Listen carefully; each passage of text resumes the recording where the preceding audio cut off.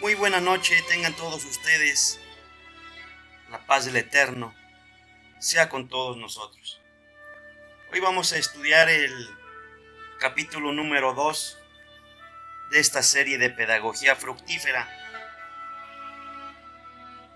y es comprender el proceso de enseñanza-aprendizaje.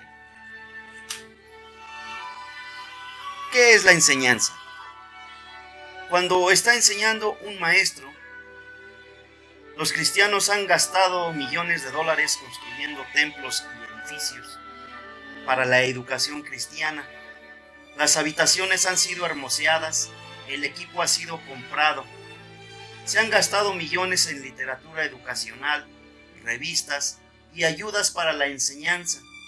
Los maestros usan miles de horas semanalmente para preparar sus lecciones. Miles de fervientes y consagrados voluntarios cristianos convocan semanalmente sus clases con el declarado propósito de enseñar. Pero, ¿comprendemos qué es la enseñanza? Vamos a ver los 5 pasos en el proceso de enseñanza-aprendizaje. Todo maestro desea enseñar de tal manera que lo que enseña haga una diferencia en las vidas de sus alumnos. ¿Cómo puede hacerse esto? ¿Qué factores producen una buena enseñanza? Un amigo mío ha hecho la lista de los 5 pasos en el proceso de enseñanza-aprendizaje: exposición, repetición, comprensión, convicción y respuesta. Paso 1. Exposición. Obviamente una persona debe ser expuesta a una verdad bíblica antes de poder aprender. Esto sugiere una responsabilidad del maestro que no es comúnmente enfatizada en un libro que trata sobre los principios de la enseñanza. Consiste en la responsabilidad de alcanzar tanto a los ausentes como a los alumnos en perspectiva para ese estudio bíblico. Una iglesia puede tener el mejor y más capaz grupo de maestros posible, pero quizá su enseñanza pueda no ayudar a los que están ausentes ese domingo por la mañana. Alguien ha dicho: no se puede enseñar a un ausente, ni tampoco tendrá esa enseñanza algún valor para las huestes de adolescentes y jóvenes o adultos que nunca han sido alcanzados por nuestro Señor Jesucristo. Buscar números por los números mismos es una tragedia, pero gústenos o no, debemos llegar hasta la gente antes que podamos enseñarles. Por lo tanto, el primer punto esencial de una buena enseñanza es enrolar a todos los alumnos y miembros en perspectiva para ese estudio bíblico. Sin embargo, la exposición es solo el primer paso en el proceso de enseñanza. Con demasiada frecuencia los maestros se han contentado con poner frente a los asistentes la enseñanza bíblica sin continuar con los otros pasos en el proceso de aprendizaje. ¿Cuáles son los otros pasos que debe considerar el maestro? Paso 2. Repetición. Las escuelas públicas han reconocido hace mucho la necesidad de la repetición para una enseñanza efectiva. Los padres reconocen la misma necesidad en la educación de los hijos. Estos no aprenden buenas maneras cuando su madre les dice una sola vez cómo han de comportarse.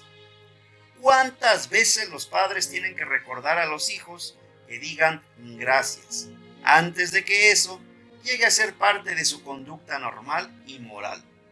Los niños no aprenden actitudes altruistas porque los padres las mencionan una vez.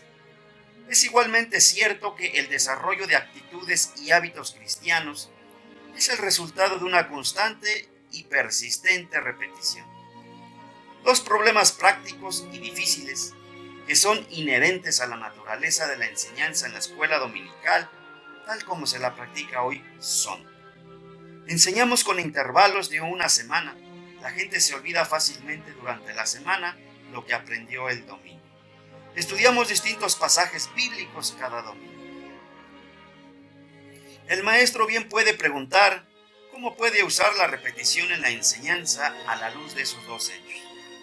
Estos problemas son serios pero no insuperables. En cuanto a ese intervalo semanal, presentamos la siguiente sugerencia. Si el maestro ha tenido un propósito de conocimiento para su lección, puede fácilmente asignar tareas a la clase para que trabaje en ellas durante la semana. Nuestra gente necesita desarrollar la actitud de que un estudio bíblico serio es una parte normal y aceptada de su experiencia cristiana diaria. La preparación durante la semana enriquecerá grandemente el estudio bíblico del domingo. El maestro puede pensar, ¿cómo puedo lograr que hagan ese trabajo extra? Apenas si consigo que preparen la lección. Esto significa que no hemos captado el interés de los miembros en la emocionante aventura del estudio bíblico. Significa que todo lo que hemos estado diciendo en este libro es plenamente cierto. Nuestros miembros están contentos con venir, sentarse y escuchar, pero no hacer nada. Significa que la enseñanza debe ser más efectiva para desafiar y dirigir los intereses de los cristianos hacia el estudio bíblico efectivo. Pero, ¿cómo logramos que los miembros estudien asignaciones especiales durante la semana? Confiemos que será así. A menudo no tenemos algo porque no lo esperamos. Los miembros de la clase deben llegar a entender que el maestro habla en serio. Por supuesto, las asignaciones deben estar de acuerdo con los niveles de edad y capacidad de los miembros. A estos se les deben proveer los medios o las ayudas para ese estudio. A menudo, la gente no estudia la Biblia porque no entienden lo que están estudiando. Debe haber libros disponibles en la biblioteca de la iglesia. Debe alentarse a los miembros a comprar comentarios de poco precio para que tengan una guía en sus estudios. El maestro también debe pedir informes en clase sobre esas asignaciones. La clase no se transformará de un día a otro, pero los maestros pueden obtener algunos resultados altamente deseables después de algunas semanas o aún meses, dirigiendo la clase paciente pero persistentemente para que entienda que se espera que estudien esas asignaciones semanales. En esta forma, el problema de olvidar lo que se enseñó el domingo disminuirá grandemente. Si el maestro tiene en mente una respuesta en la conducta, la tarea de prosecución, si es cumplida por el maestro, llevará a los miembros de su clase a practicar la verdad espiritual durante la semana. De ese modo, una vez más, el problema está solucionado en buena medida. El hecho de que haya un estudio diferente cada semana no elimina el uso de la repetición. Hay tres cosas que pueden decirse. Primera, que el maestro debe aprender a usar metas para cada unidad. De ese modo, cuando se enseña cada uno de esos estudios, el maestro estará repitiendo desde distintos puntos de vista la misma verdad espiritual que deben aprender los alumnos. Segunda, el maestro debe tener como hábito hacer un breve resumen del estudio del domingo anterior en cada clase. De esta manera, cada estudio estará relacionado con el anterior. Tercera, los materiales del currículo repetirán las doctrinas bíblicas y los ideales espirituales año tras año para tener ayuda en diferentes etapas de nuestro desarrollo personal. De ese modo, hay lugar para la repetición. Paso 3. Comprensión. La comprensión es uno de los pasos más importantes del proceso de aprendizaje. R.S. Osmer dice, en el corazón de la enseñanza hay un aumento en la comprensión del tema en estudio por parte del estudiante. Sin embargo, en la esfera de la enseñanza religiosa, la comprensión quizá es uno de los pasos más descuidados. Muchos de nosotros aprendemos lo que dice la Biblia sobre varias cosas, pero no entendemos lo que esas enseñanzas significan para nuestra vida diaria. Uno de nuestros líderes nacionales dijo una vez que todos nuestros problemas nacionales e internacionales podrían ser resueltos si todos practicaran la regla de oro. La afirmación fue recibida con aclamación. Ciertamente todos estaríamos de acuerdo con ella, pero ¿qué significaría la vida personal de cada uno si tuviera o estuviera practicando la regla de oro. ¿Qué cambios produciría en sus relaciones con los vecinos? ¿Qué comenzaríamos a hacer por los desposeídos que viven en nuestra ciudad? ¿Cómo practicaríamos la regla de oro en nuestra actitud hacia los de otras razas y culturas? Como se ve, comprender qué significa la regla de oro en la acción específica en nuestras vidas es ciertamente difícil. Las bienaventuranzas nos presentan un bosquejo del más alto tipo de vida cristiana. Creemos que son bienaventurados los pobres en espíritu, porque de ellos es el reino de los cielos. Mateo capítulo 5, versículo 3. Pero ¿qué significa esta enseñanza para nuestra vida personal?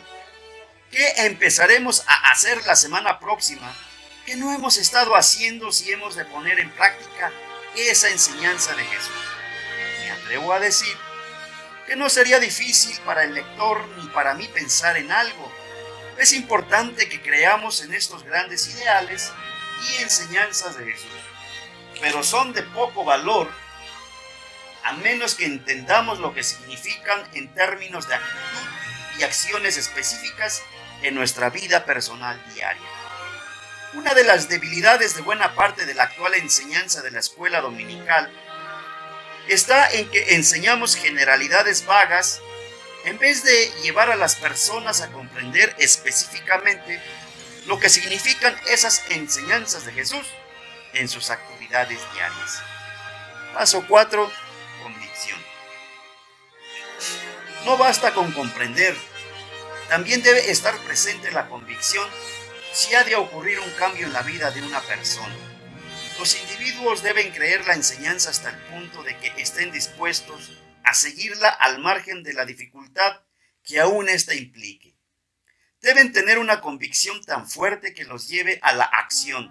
Por ejemplo, los adolescentes en general entienden que si siguen el ideal del amor en sus relaciones familiares, lo que tienen que hacer es mantener ordenada su habitación y sus ropas en su lugar. Sin embargo, un adolescente que tiene una convicción en un momento dado o en una circunstancia particular sobre la práctica del amor, tendrá algo muy pobre si el único resultado es que ordene su cuarto. Los adultos tienen el mismo problema. Hay muchas verdades espirituales que decimos creer, pero nuestras convicciones no tienen la suficiente fuerza como para hacer que nuestras vidas se conformen a esos ideales. Creemos que Jesús estaba en lo cierto cuando dijo que si alguno quiere seguirle, también debe tomar su cruz. Mateo capítulo 16, versículo 24. A pesar de que declaremos que creemos en su enseñanza, nuestras vidas indican que realmente creemos que el interés en sí mismo es superior al sacrificio de sí mismo. Una vez más encontramos que Jesús dijo: bienaventurados sois cuando os vituperan y os persiguen y dicen toda clase de mal contra vosotros por mi causa, mintiendo. Gozaos y alegraos, porque vuestra recompensa es grande en los cielos. Mateo capítulo 5, versos 11 y 12. Podemos creerlo, pero no creemos en ello con suficiente convicción. Si como cristianos no estamos listos para luchar contra el pecado con tal fervor, que aquellos que estén dedicados a malos negocios y actividades perversas nos insulten y persigan, simplemente no creemos que ese sea el camino para ser feliz. Y además, Jesús dijo: amad a vuestros enemigos y orad por los que os persiguen. Mateo 5, verso 44.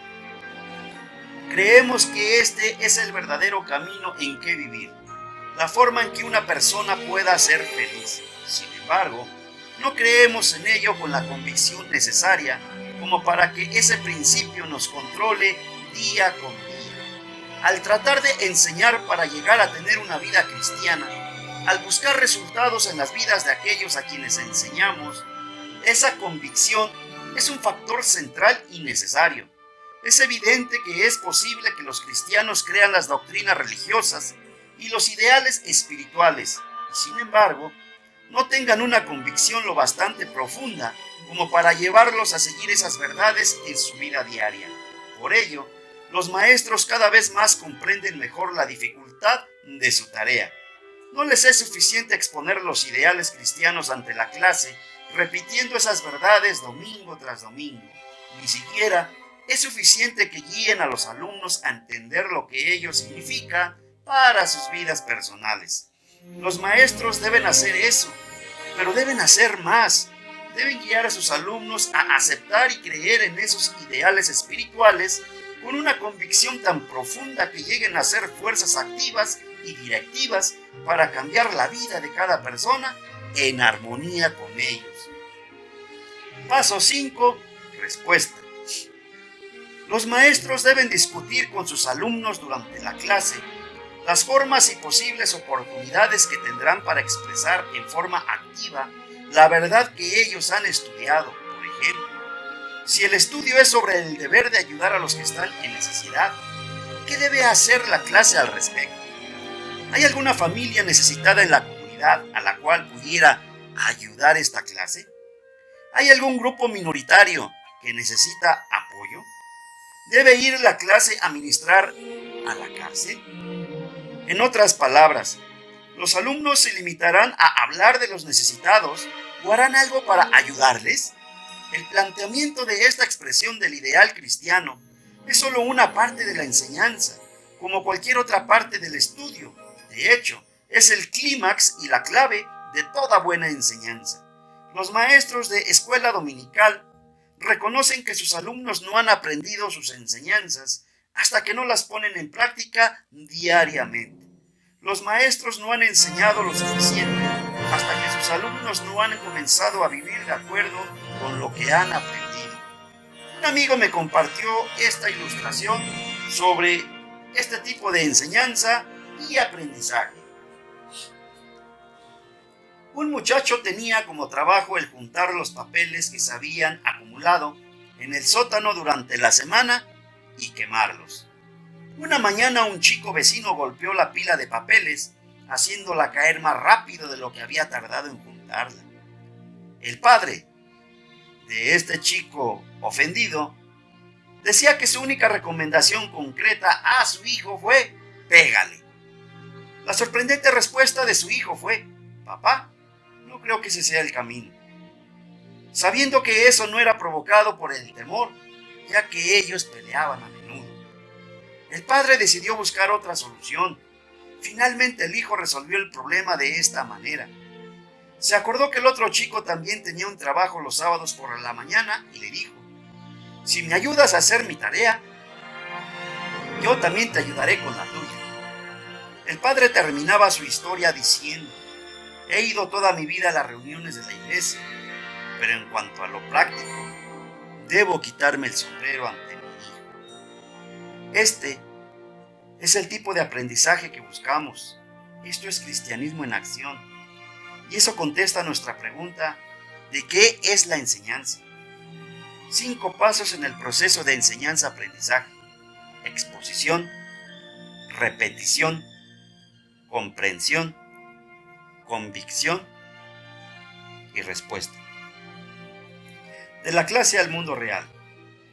En cada etapa de la vida, el aprendizaje se desarrolla normal y naturalmente. El bebé aprende a comer con una cuchara. El niño pequeño aprende a atarse los cordones de los zapatos. El niño mayor aprende a patinar, a jugar al fútbol y a cocinar un pastel. El joven aprende a manejar un automóvil. El adulto aprende lo que corresponde a su vocación. Una y otra vez en la vida, la enseñanza ocurre naturalmente en las experiencias diarias. Pero este tipo de aprendizaje, si bien es efectivo, a menudo es azaroso, inadecuado y a veces inexacto. Para superar esos inconvenientes, la sociedad ha establecido las escuelas públicas y las iglesias han organizado las escuelas dominicales. Las escuelas superan las experiencias de un aprendizaje sometido al azar y a la ocasión, y tratan de evitar las experiencias de aprendizaje desagradables e indeseables, introduciendo el factor de control en la experiencia de los alumnos para dirigir sus actividades de aprendizaje.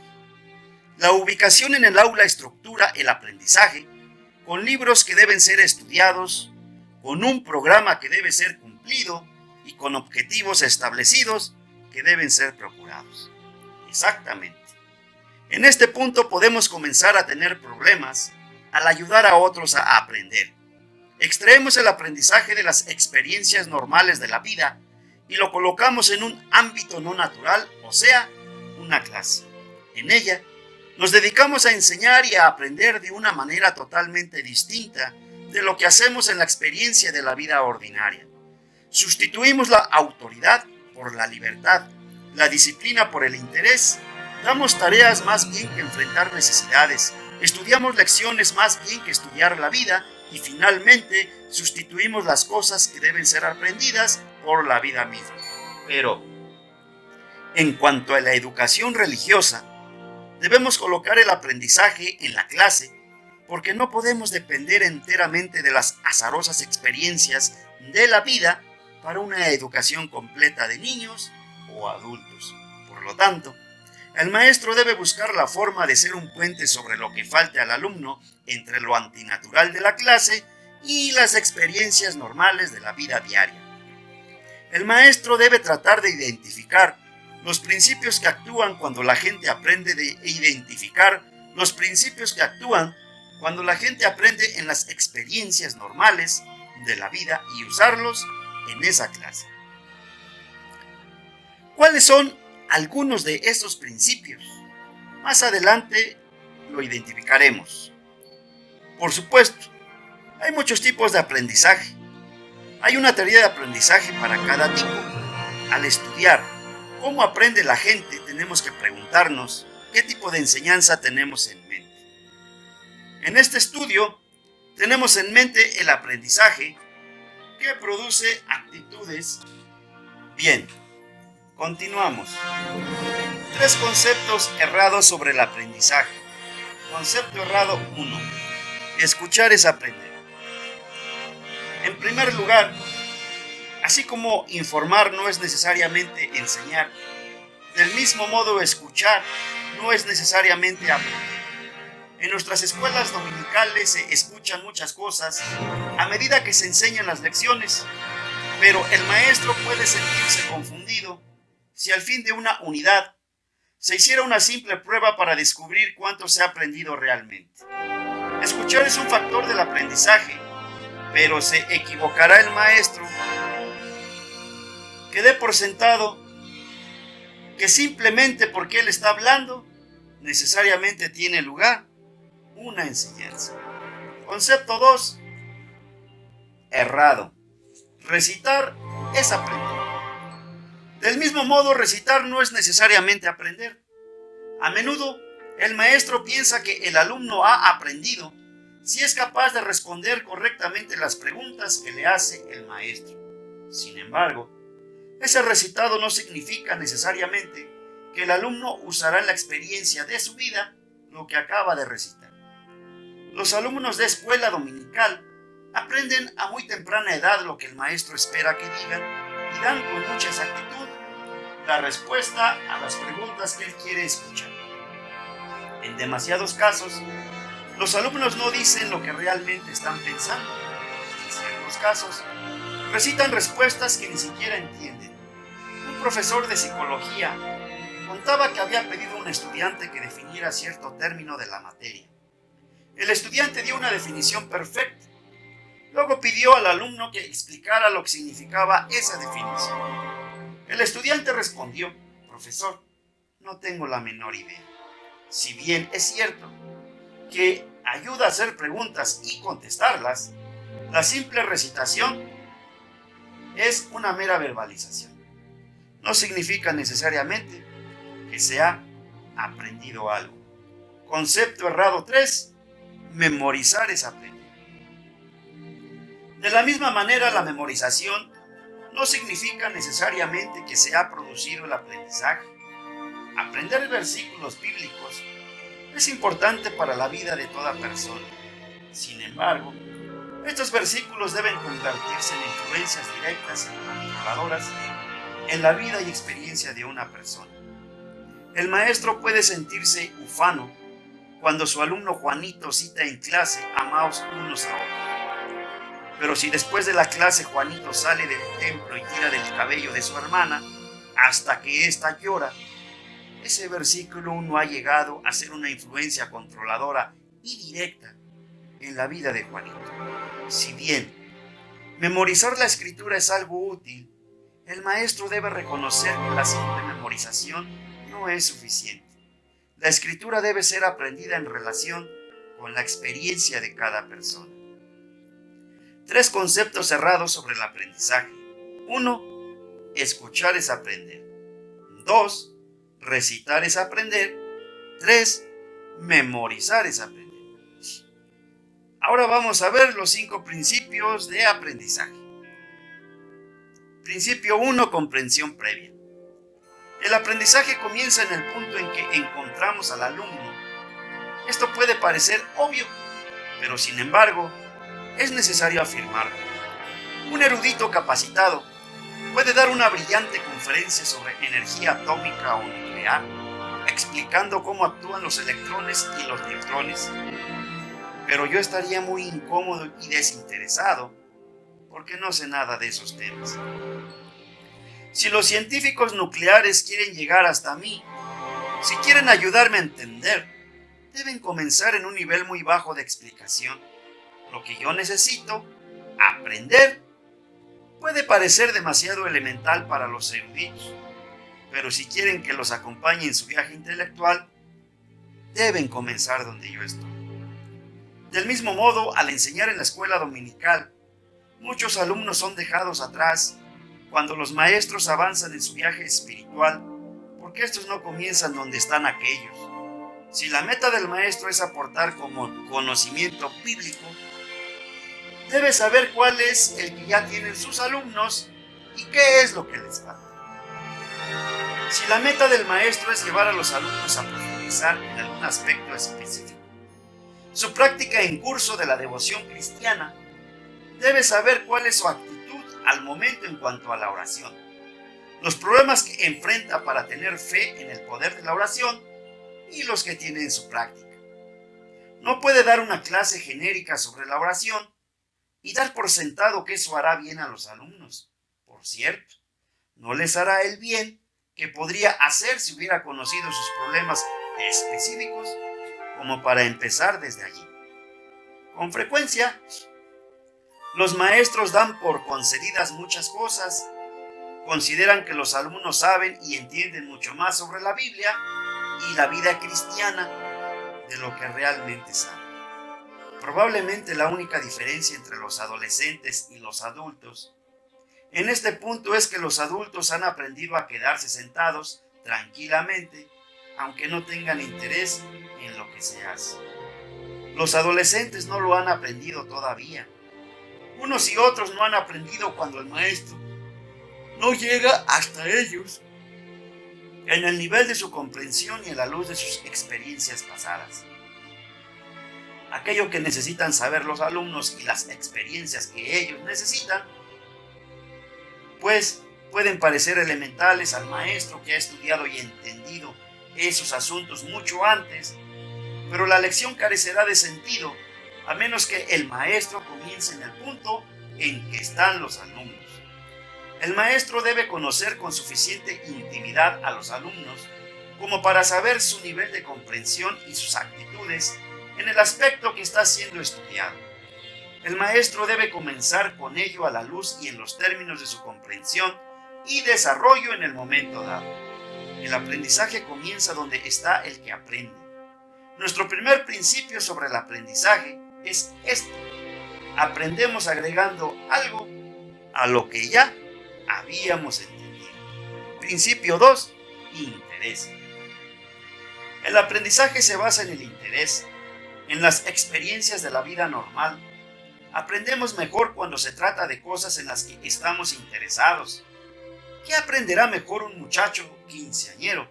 ¿A conducir un automóvil o a lavar platos? Por cierto, que a conducir un automóvil, claro está. ¿Por qué? Porque está mucho más interesado en ello. Cuando analizamos esta ilustración, más bien el factor del interés se nos hace más significativo, a pesar de las protestas que acompañan el lavado de los platos. Es mucho más difícil conducir un automóvil que lavar platos. Exige mucha más concentración, pone mucha más presión sobre esa luz. Hay mucha más posibilidad de fracaso al aprender a estacionar un vehículo en su lugar exacto. Pero un quinceañero se dedicará con empeño a la tarea de aprender a manejar. ¿Por qué? Porque su deseo de hacerlo es tan fuerte que le da la voluntad de pagar cualquier precio que sea necesario para obtener ese éxito. ¿Tienen miedo del trabajo duro los adolescentes y los adultos? No necesariamente. Trabajarán duro en tareas difíciles si tienen suficiente interés como para hacer bien su trabajo. ¿Qué dice esto a quienes enseñan en la escuela dominical? Si esa es la forma en que Dios nos ha hecho, si este es el camino en que aprendemos, entonces debemos reconocer y observar este principio en nuestra enseñanza. Significa que la pregunta es: ¿cómo puedo despertar el interés de mi clase en esta lección? Es tan importante como la cuestión de lo que vamos a enseñar en dicha lección. Lamentablemente, muchos de nuestros maestros han estado interesados solo en el segundo asunto. Han pasado largas horas de estudio preparando lo que han de enseñar, pero han dado poca o ninguna consideración a la tarea de despertar la curiosidad y estimular el interés del grupo en ese estudio en particular. Por supuesto, lo que vamos a enseñar en ese estudio en particular es básico y fundamental. Debemos enseñar la palabra de Dios, pero a menudo nos limitamos a poner a la gente frente a la verdad bíblica y esa mera exposición no los cautiva. ¿Realmente aprenderán los alumnos lo que enseñamos? Esto es determinado y determinante, al menos en parte por el grado de interés que tengan en esa lección. Alguno puede objetar diciendo: esta gente debe estar interesada en lo que se enseña y enseñamos. Estamos enseñando la Biblia, que es la verdad eterna de Dios.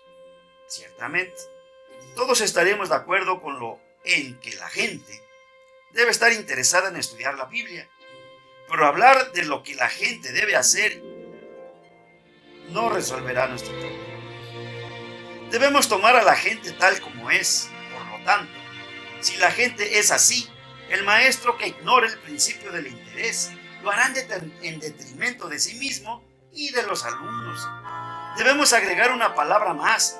El maestro debe reconocer que hay una diferencia entre su interés y el de sus alumnos.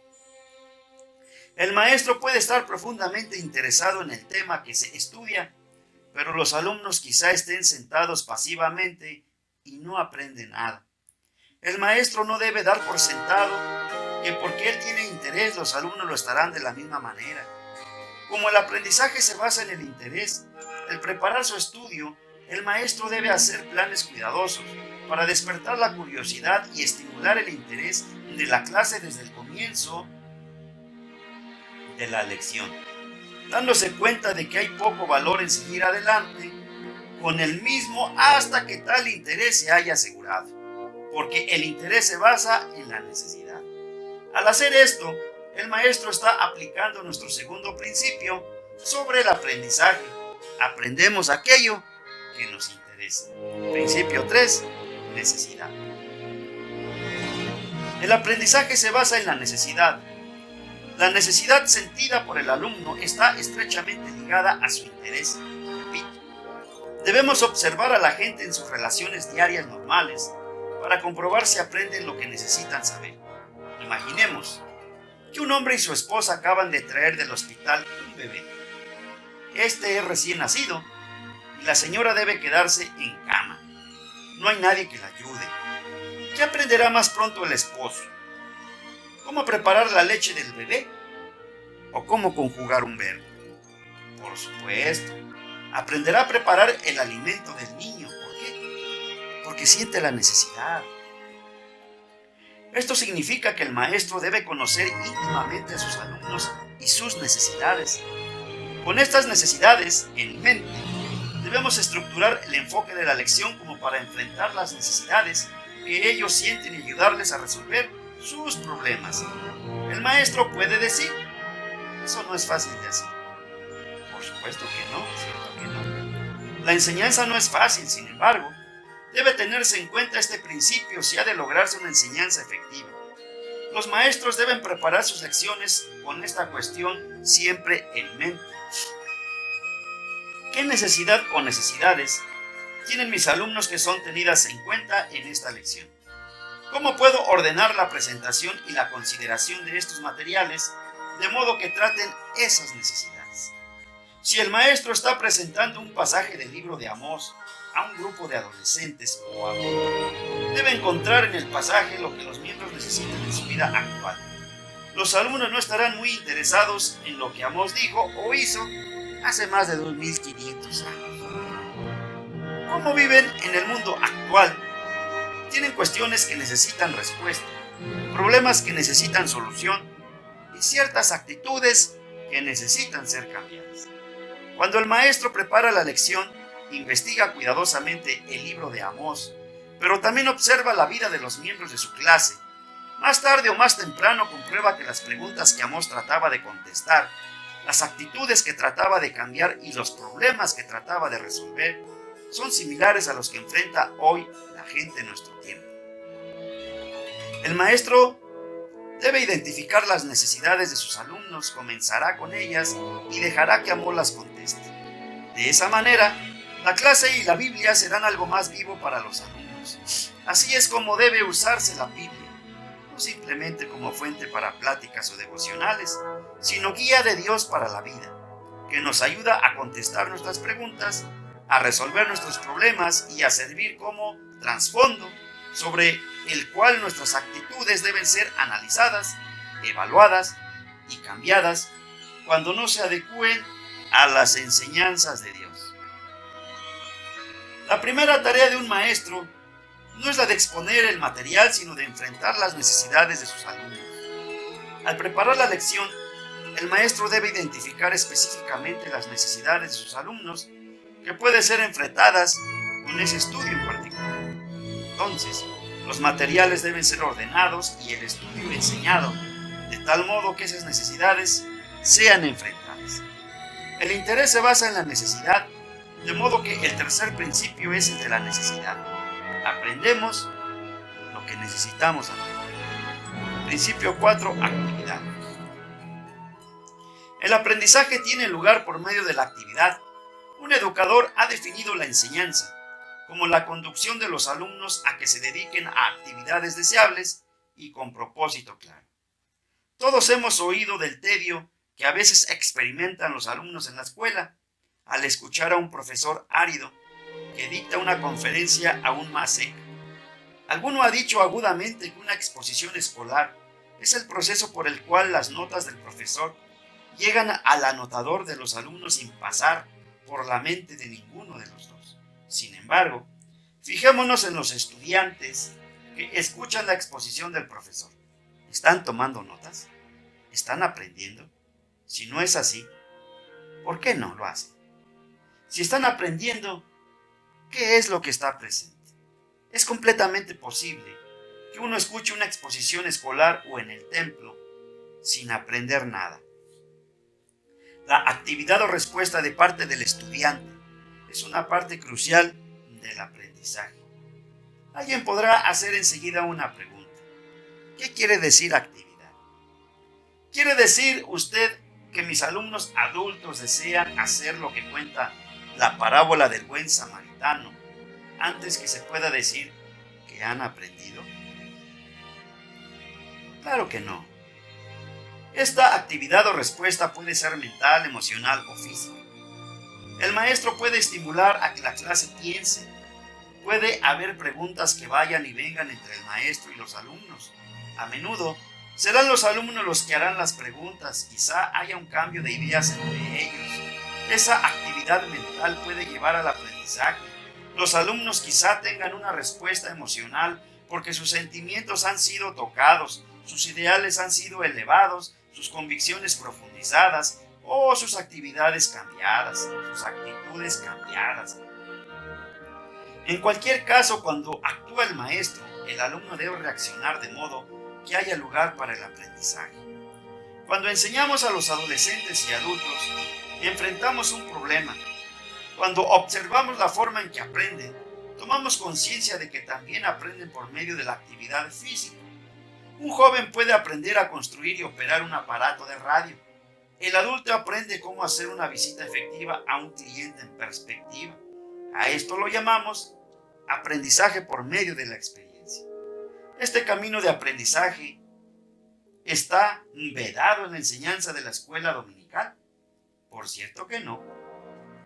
Necesitamos tener una conciencia más aguda de que la actividad no se limita a la clase en la escuela dominical. Con mucha más frecuencia de lo que hacemos ahora, necesitamos aprender a guiar a nuestros miembros en actividades con fines determinados y ministerios que puedan llevarse a cabo fuera de la clase. Por cierto, el maestro comprobará que al cumplir estas actividades y ministerios, los alumnos a menudo aprenden una religión más práctica para sus vidas personales y desarrollan actitudes más cristianas. De lo que ocurriría por el simple hecho de escuchar a un maestro, a cualquier maestro, en una clase dentro de un aula.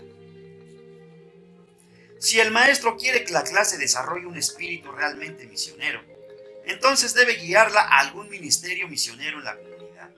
Si el maestro lograra que la clase desarrolle una preocupación por los necesitados y marginados, debe guiarlos en un ministerio específico en el cual los alumnos ayuden a aquellos.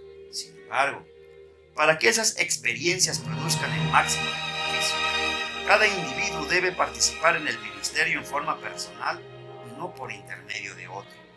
Falta algo esencial en nuestras vidas cristianas cuando simplemente damos dinero y permitimos que otros tengan la experiencia personal de ayudar a los necesitados. ¿Desea el maestro despertar en el grupo una preocupación tan profunda debido al pecado que hay en la comunidad? Entonces, dirija a la clase un ministerio destinado a eliminar algún pecado notorio en la comunidad y no solo hablar de él en la clase.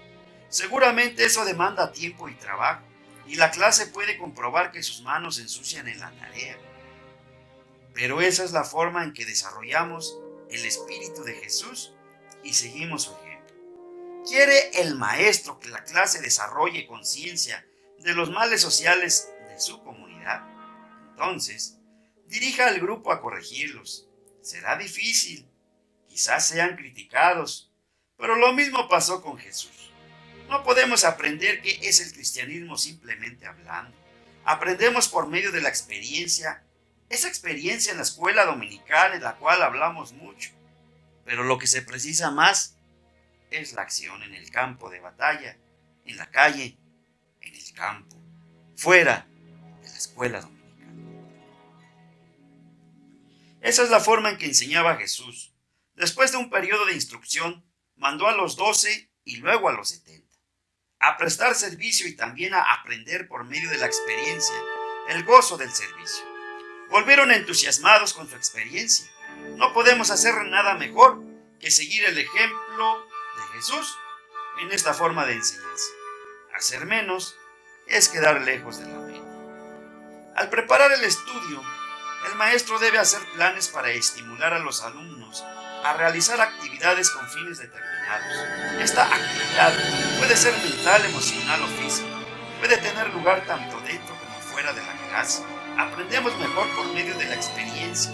Por lo tanto, siempre que sea posible, dirija a la clase experiencias cristianas deseables. Recuerde que nuestro cuarto principio de aprendizaje es el principio de la actividad. Aprendemos por medio de la actividad. Principio 5. Identificación. Aprendemos por medio de la identificación. Los educadores no han apreciado debidamente ni han puesto bastante interés en esto en el pasado. Al parecer, han estado tan preocupados con las teorías pedagógicas y los manejos psicológicos que no han logrado reconocer la importancia de la vida y personalidad del maestro en el proceso de enseñanza-aprendizaje. Algunos dan a esto el nombre de enseñanza encarnacional. La enseñanza encarnacional es la que expresa la revelación de Dios en el mundo, enseñando lo cual se respeta el carácter precioso de la vida cada vez que se la encuentra. Se la puede esperar en la relación maestro-estudiante, en las cualidades de la vida de cada persona en el proceso educacional, en las vidas de los excluidos o marginados por el proceso educativo, en las alegrías o tragedias de cada momento y en los actos de compasión y de ira ante la injusticia.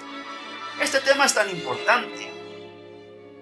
Ross Schinder, ex profesor de la Escuela de Teología de la Universidad de Chicago, dijo una vez que si queremos descubrir qué clase de persona es alguien, debemos preguntarle por sus padres y demás personas relacionadas con él en sus primeros años formativos.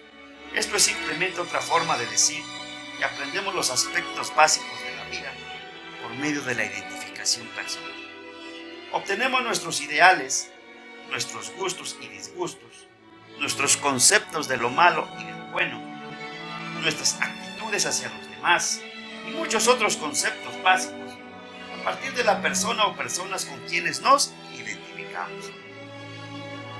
Esto tiene un significado muy particular para todo maestro cristiano, porque nuestra preocupación por ayudar a otros hace desarrollar las actitudes fundamentales que dirigirán y controlarán sus vidas. En un análisis final, la escuela dominical es buena solo en la medida en que los maestros lo son en la identificación personal. Esto hace más fácil la enseñanza en la escuela dominical, pero también la hace más dura. La identificación personal hace más fácil la enseñanza aquí, porque el maestro no precisa necesariamente ser un especialista en teoría educativa y en técnicas pedagógicas, pero en la identificación personal hace que la enseñanza allí sea más difícil porque el maestro debe llevar una vida que sea digna de imitar y que inspire a ser. Pues hagamos un análisis de los 5 principios de aprendizaje. El principio de la comprensión previa. Aprendemos sumando a lo que ya hemos entendido. 2. El principio del interés. Aprendemos aquello que nos interesa.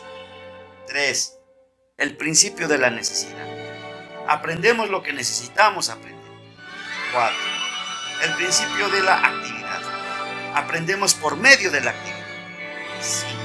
El principio de la identificación. Aprendemos por medio de la identificación. ¿Por qué alguien se identifica con una persona y con otra no? ¿Por qué acepta y sigue las actitudes e ideales de esa persona y no de la otra? Cada cual tiende a identificarse con quienes le resultan más atractivos y aprenderá más de esas personas que le son atractivas que de otras. Esto implica mucho más que un atractivo físico. Se refiere al tipo de persona que corporiza de manera atractiva y apeladora las cualidades e ideales que cada individuo considera deseables y hacia los cuales dirige su vida. ¿Cómo se aplica esto a la enseñanza religiosa? Lamentablemente algunos maestros viven bien su vida cristiana, pero de tal manera que nadie quiere ser como ellos. Igualmente, lamentablemente, es que en ciertos casos aquellos cuyas vidas son más atractivas también son los que tienen poca o ninguna vida espiritual. La razón para que eso ocurra no está primordialmente en que los últimos se dediquen a placeres pecaminosos que apelan a toda personalidad humana. La vida de la persona atractiva es cálida e invitada. La vida cristiana debe ser más atractiva que otras clases de vida. Si lo es o no, depende de aquel que la está viviendo. Y así llegamos al final con esta frase. El maestro cristiano debe tratar de corporizar los ideales de Cristo de manera tan atractiva y grata en su vida que resulte digna de imitación, que inspire a alguien. Pues este es el 5º principio del aprendizaje. Aprendemos por medio de la identificación. El capítulo 3 que publicaremos más adelante será algunas dinámicas en el acto de enseñar.